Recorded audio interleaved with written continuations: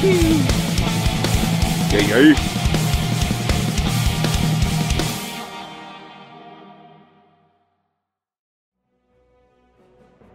Hey guys, this is not the Zooty suit, and today we are going to begin a extremely long adventure.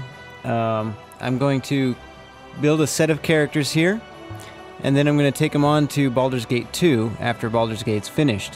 Hopefully by then they'll have released the enhanced edition for Baldur's Gate 2. So, let's begin.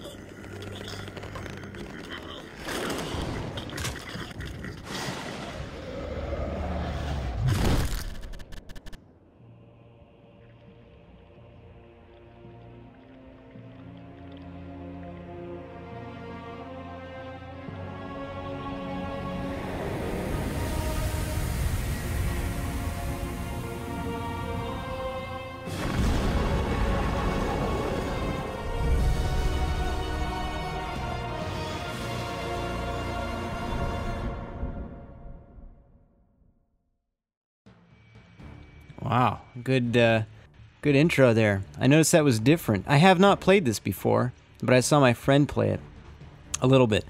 The second game I've played in and out quite a bit. So, this is sort of blind.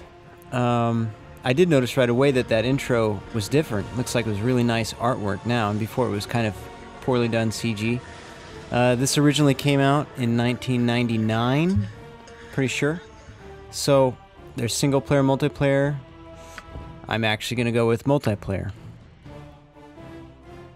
And the reason for this is I want to make my own party at the expense of maybe missing out on some preset NPCs. Okay, so connect. Create game. New game. Alright. Now, I've already made a group of characters I'm going to take, but I'm going to walk you through the character creation process because it's really interesting. Here they have some presets. I don't know who would ever want to do that. Alright, gender, go female, doesn't matter. Whatever, there's a bunch of pictures. Oh, some of these are new. I have to admit I've never played a chick before. That's cool. Some of this artwork's really nice, the new stuff. They have a lot of new ones. They only have 3 new ones for the dudes. Anyway, so, whatever. Now you got races. There's some more races here than there were in the original. Again, this is the enhanced version. Half-orc, for example, was a race that you could use in Baldur's Gate 2. But they just simply added a lot of stuff from Baldur's Gate 2 to Baldur's Gate 1. Which I would say enhanced is a good word for it. It doesn't take anything away from the game. And you see some of these have different bonuses and pros and even cons. Like here we have a +1 to intelligence and a -1 to wisdom. Saving throws versus different kinds of things. This does get really advanced. Some people get scientific about it and debate over it in forums and shit. THACO stands for to hit armor class 0, I believe. I'll explain that whole system later and how armor class works. It's all actually built from a series of books that were statistics, as opposed to say storybooks. Anyway, although storybooks were written in these worlds, I don't know. I won't go on and on about it. I'll just pick something. Oh, you know what I'm going to do? Just for the sake, I'm going to pick human. Because one of their things is that they can pick any class. You see we have a whole range of classes here. Again, some of these were taken from the sequel.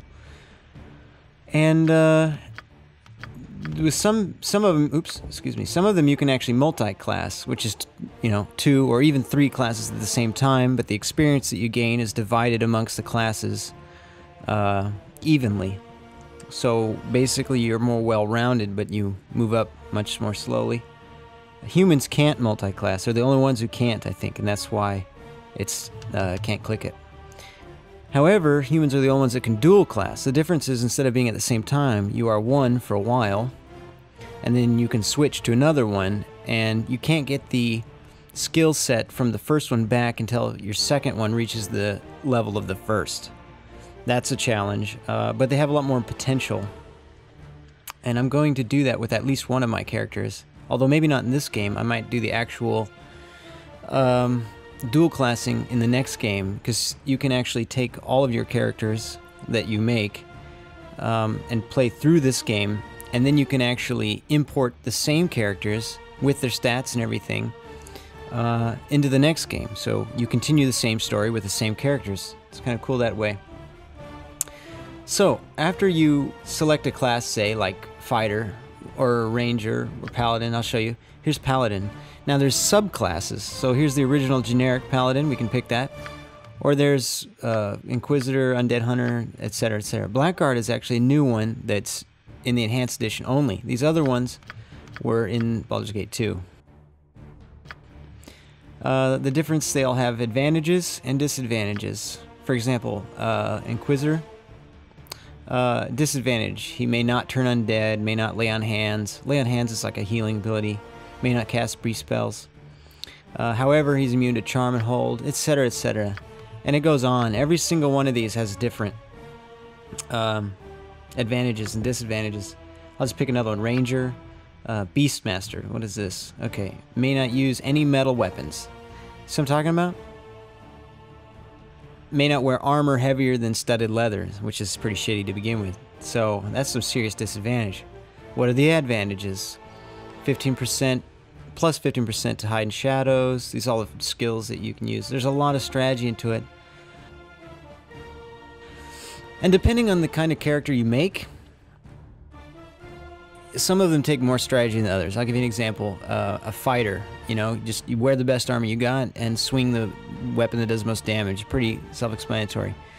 A mage, aka a wizard, is the most, I'd say, the one that takes the most strategy, because there's all these different spells, and different spells are better for different kind of characters.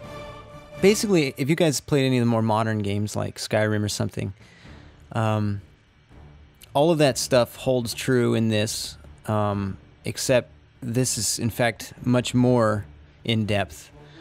A lot more challenging in that regard. And even though it's more or less free roam, I should say the second one, I don't know the first one all that well. Although it's free roam, there's a world that you can do quests that have nothing to do with the main plot.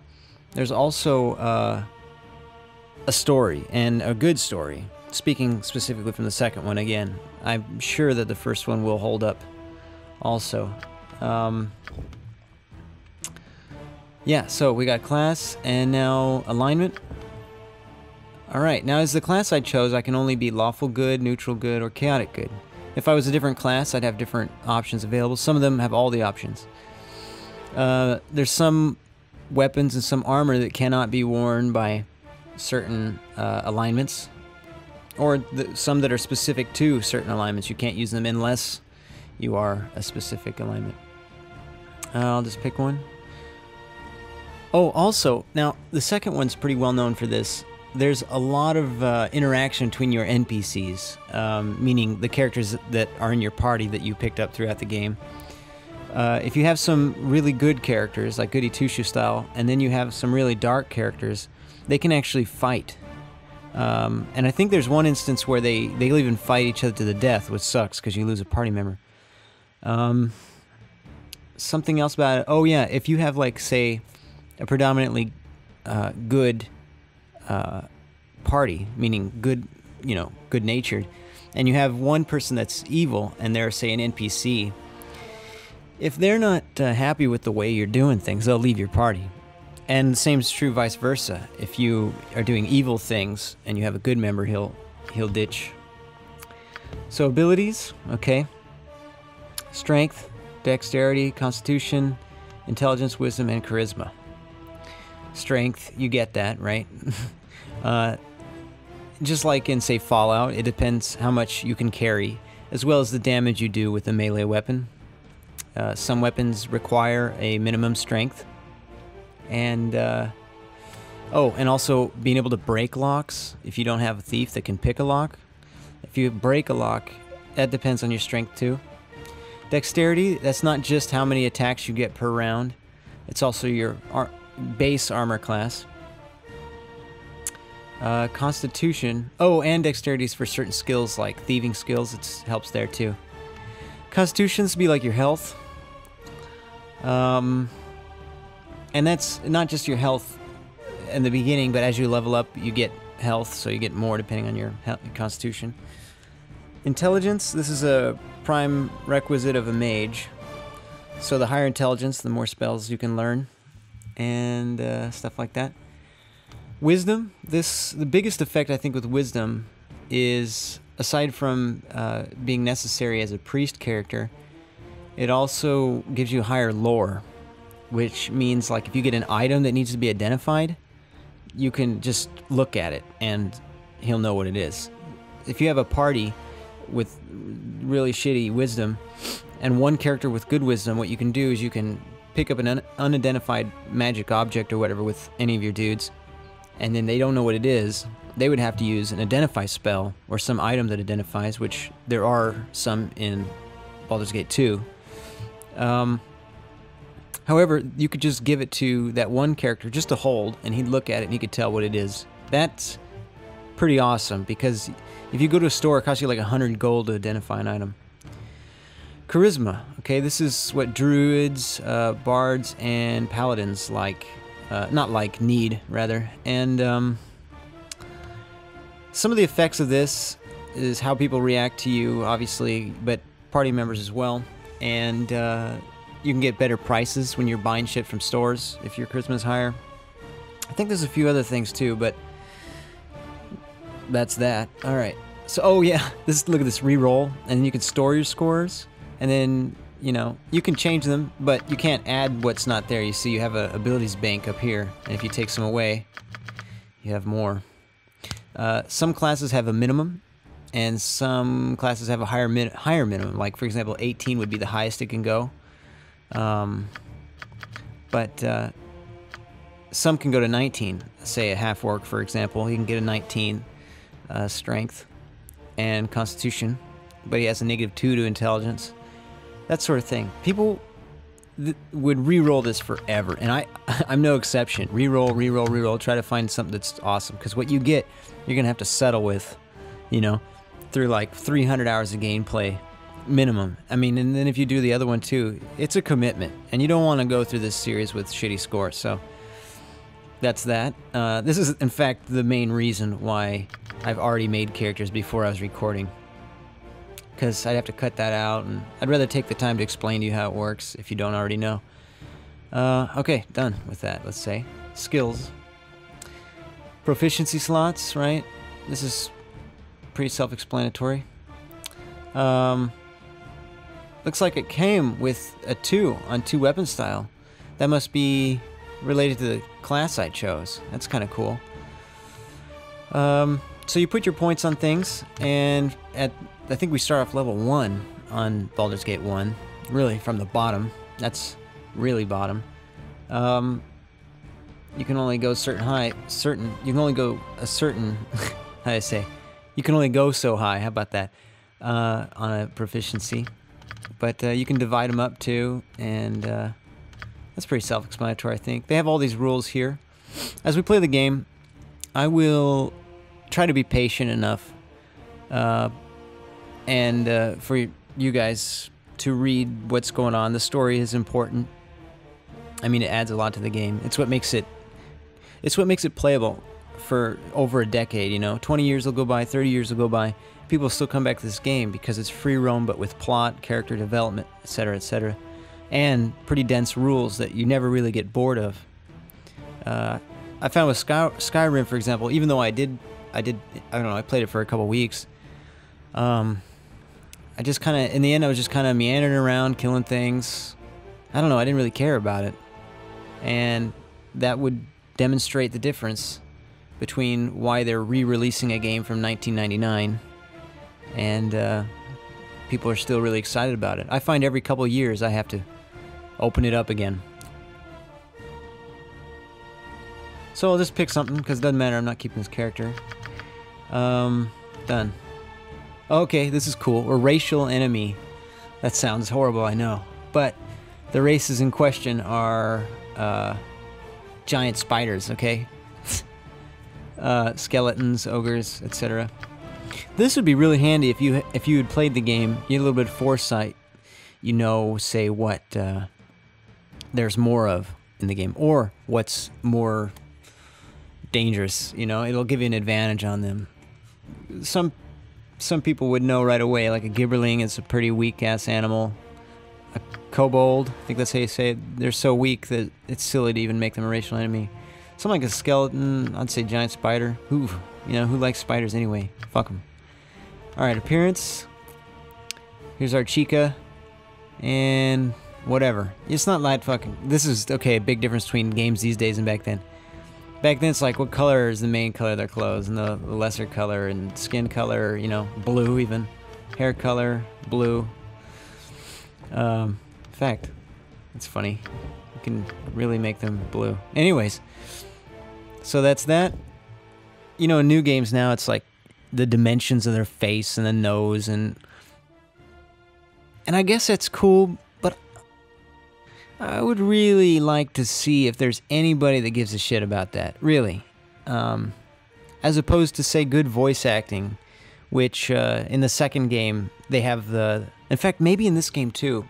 My buddy told me that he's a little bit in this, or maybe he's just mentioned, but the main bad guy in the second game is the same voice actor as the doctor from Ninja Turtles 2. I don't know if you remember. He's an English guy. He's in Twin Peaks also. Really awesome voice actor. I would say voice acting, music. The music in these games is pretty good. The second one I can vouch for. I don't know about the first yet. But these are the areas where some of the newer games seem to fall short to me. Skyrim, you see this beautiful expanse, and that I will give you. It's amazing. You know, when you look out over the scenery, and it's just amazing. But aside from that, who gives a shit about the length of a nose and stuff like that? I mean, in comparison. And here we can name them. Say, May from Skeptic Corner.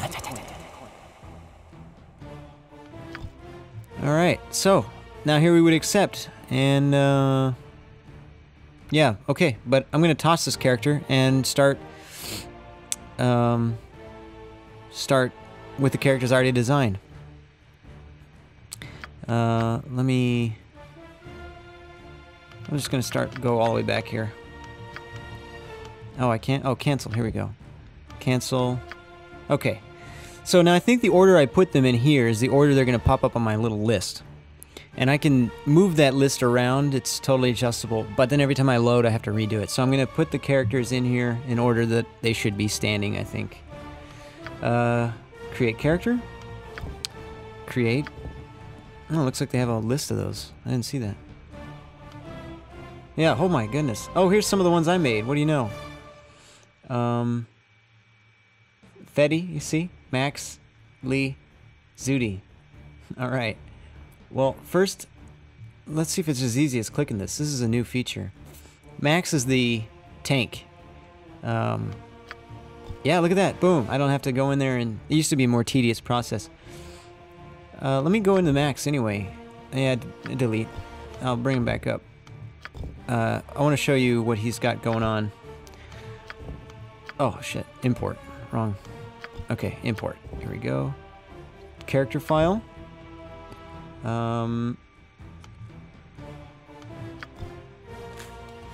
Okay, so here we have Max. Let's put an appearance. I'll try to make him look like the picture, I guess.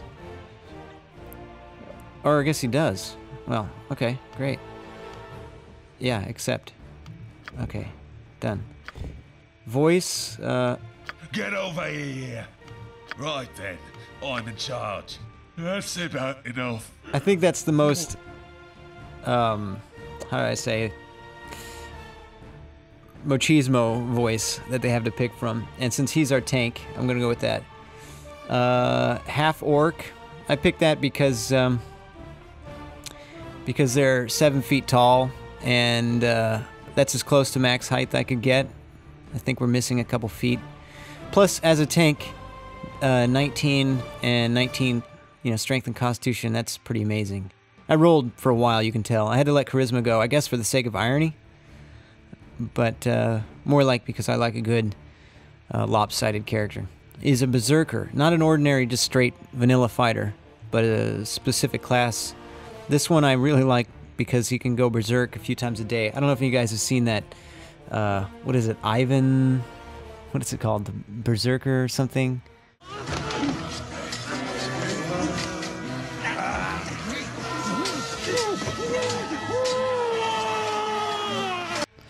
Whatever, maybe I can cutscene a little clip what I'm talking about. Anyway, yeah, and he has an immunity when he's in berserk mode to some really annoying shit that can be cast on you. True neutral. Max is everybody's friend. Weapon proficiencies. I went with Warhammer. You know, I had some debating on it, but eventually I'm hoping that my guys will just have enough points that I can do a lot of things. And sword and shield. This is to get a lower armor class. Okay, we gotta name him. Yep, Max, done. And import. Oh no, that's accept. That's what I need to do. By the way, yeah, I live in like the noisiest place on earth, so forgive that if you hear it, or maybe I'll pause and come back later if I have to, if I can't cut it out. Alright, so continue. Create, import, character file. Who do I need next in line? I guess my guy, Kenzai. Okay. Yeah, that's pretty close. I guess I'm more pale in real life. You got this coming! Pretty annoying voice. If nobody else is gonna step up, why not? It's kind of a douche. I think it fits me. Alright. Oh yeah, done. So, human. I went with human because they're the only ones that can dual class, and I intend to, if anyone sees Kensai, they fucking played this game, they know where I'm going with that. I'm sorry. You can cry about it on the comments. Kensais are a good fighter, maybe a great fighter. The deal with them is they're a subclass, is they can't wear armor, and that sucks, right? But they have naturally really good defenses. I think they have some bonuses to armor class and stuff like that, naturally, without armor. They get pretty good health. They have some skill that's pretty good. One that does max damage every hit for like 10 rounds or something. However, later on, if you dual class them to a mage, then it becomes pretty sweet because mages can't wear armor either, you see. And when you reach the mage level up to the Kenzai, then you get both strengths, and there's very little weaknesses because neither of them can wear armor. You can cast magic from the mage skill set, and you can't do that when you're wearing armor. You can't cast the magic, and you still have all your good health and good attack, physical attack. Plus, with Max's character, I used a bludgeoning weapon, and for another character you'll see, Feddy's character, I think it is actually. Yeah, I have long swords, and I love the two-handed swords too. There's so many cool weapons in the games that I just couldn't let a weapon go. So I wanted to have a two-handed weapon, and there'll just be no mage in my party, at least until I can dual class this guy, which I'll do, I think, at level 13. Stats, 18/92. Now, I know a lot about the series, but I don't know everything. I'd suspect somebody who said they knew everything about it. There's so much to know. But from what I understand, 92, well, it could be any number, 0 to 100. And the higher this is, I think this number goes towards like breaking locks and things like that. And maybe critical hits. I can't recall. If you know this, please comment. Or if you Google it before you start LPing, comment it. Alright, dexterity, 18. I need a good, you know... I rolled this shit for a while to get a good score. Once I had these insured, then I saw that I had wisdom and charisma, and I couldn't really pick, but I went with wisdom just because, I don't know, I guess if I'm going to make it like me, I couldn't get the charisma any lower than 3. So, accept. Continuing on. Next in line should be...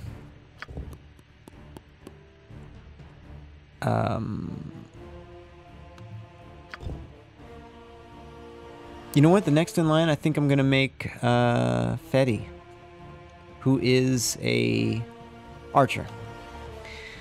All right. Appearance. Yeah, that's done already.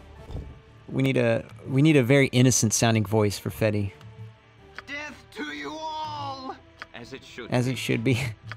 I must rest my eyes. Oh, such a waste of time this is. Your life There we go. ends Listen to this. here. I alone belong here. I grow tired of wasting time. You can just hear the maple in his voice. I am certain to die without immediate aid. All right, we're picking this guy. That's definitely Feddy. Yeah, the name's good.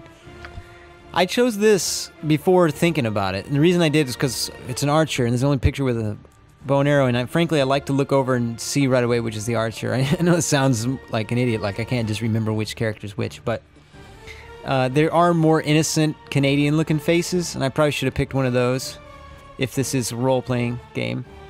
What do we got here? Okay, elf. I went with elf because they get a plus to dexterity. They have a negative to constitution, but whatever. You know, gotta give a little to get a little.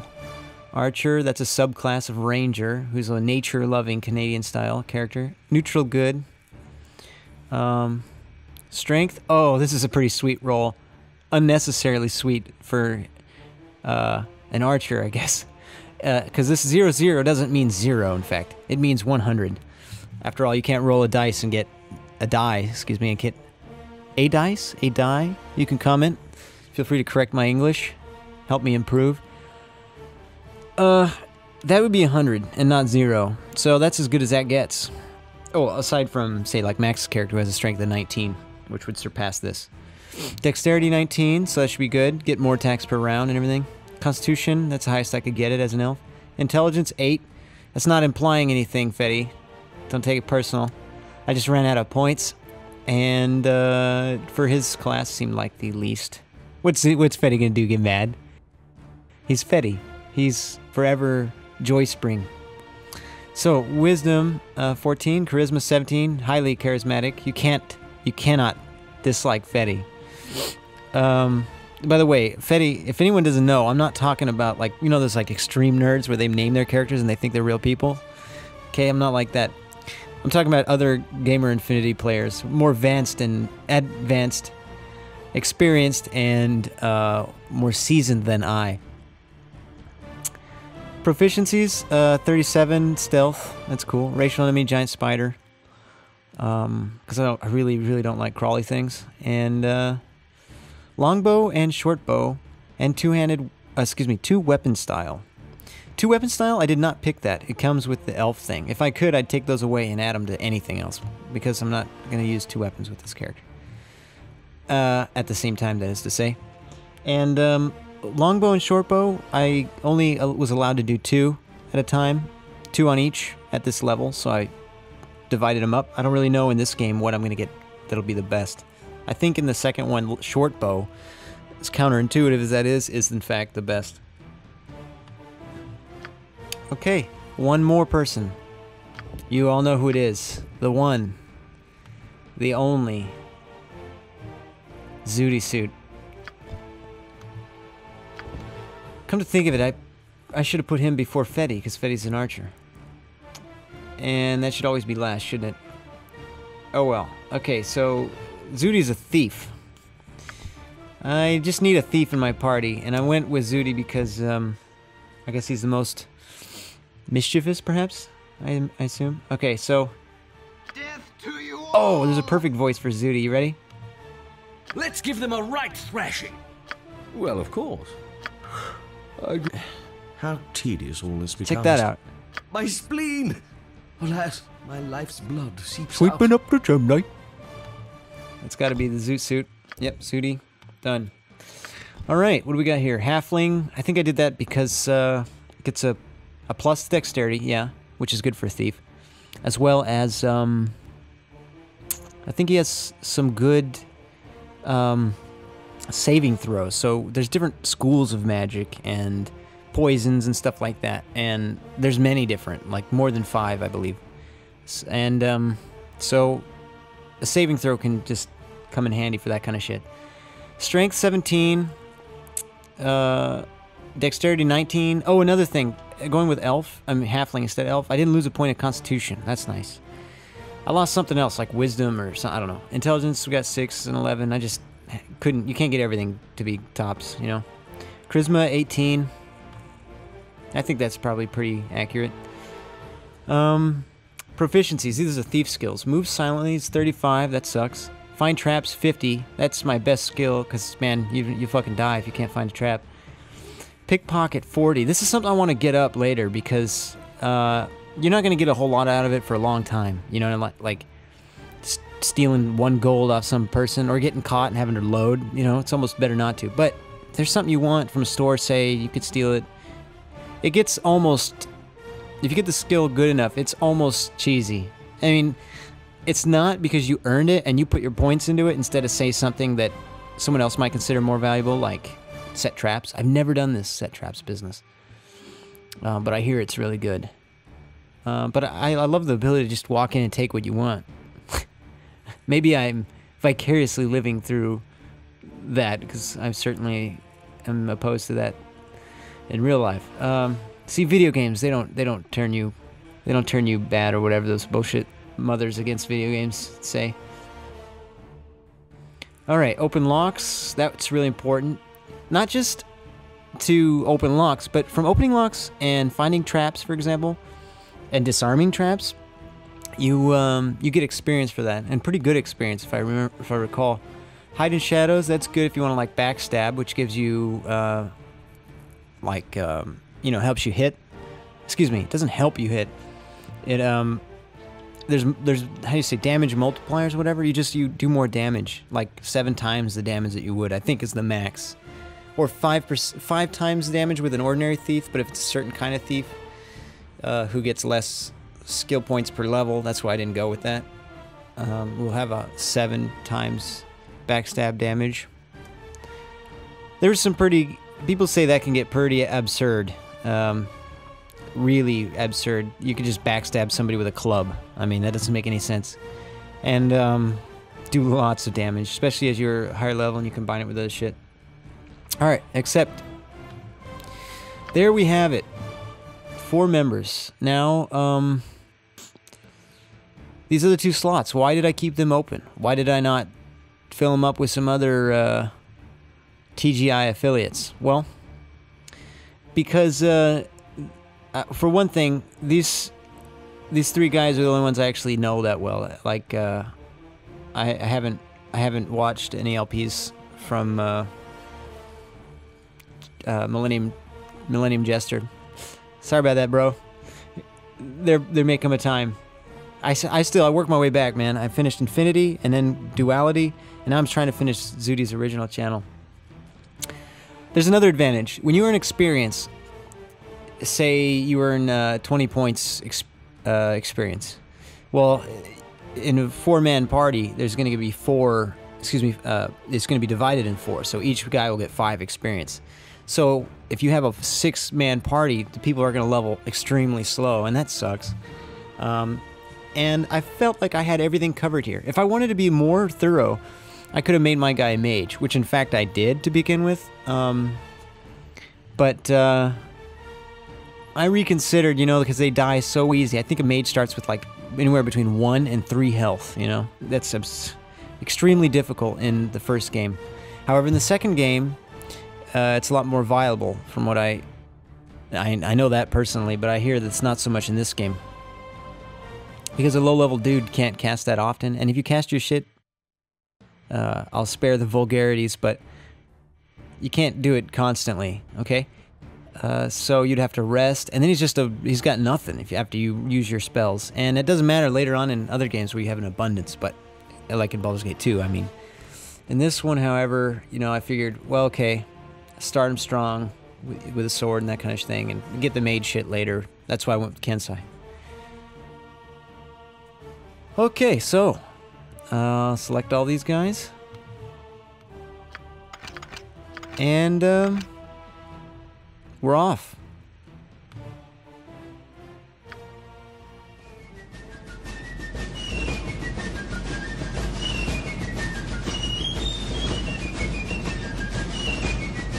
Yay, yay.